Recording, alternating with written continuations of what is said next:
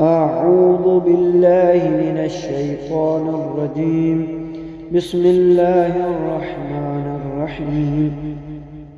إن الذين آمنوا وعملوا الصالحات أولئك هم خير البرية، جو لوگ ایمان لائے اور نیک عمل بجا لائے یقیناً یہی لوگ مخلوقات میں بہترین ہیں۔ تفسیر آیات۔ ایمان اور عمل صالح سے انسان کو قیمت ملتی ہے، اور جس کا ایمان جتنا پختہ ہوگا اور عمل صالح خلوص کے ساتھ بجا لائے گا،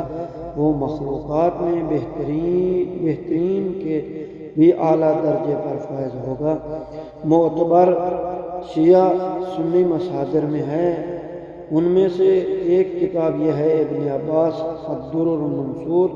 تمیم ابن حازم شواہد التنزیل وغیرہ وغیرہ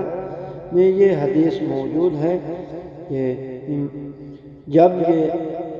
آیت نازل ہوئی تو رسول اللہ صلی اللہ علیہ وسلم نے حضرت علی علیہ السلام سے فرمایا، وَأَنْتَ وَشِيَّتُكَ تَأْتِي أَنْتَ وَشِيَّتُكَ يَوْمَ الْقِيَامَةِ راضین مرضین، کہ بہترین مخلوقات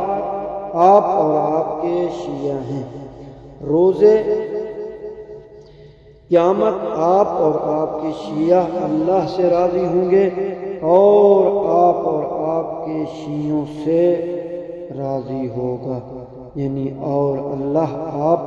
اور آپ کے شیعوں سے راضی ہوگا۔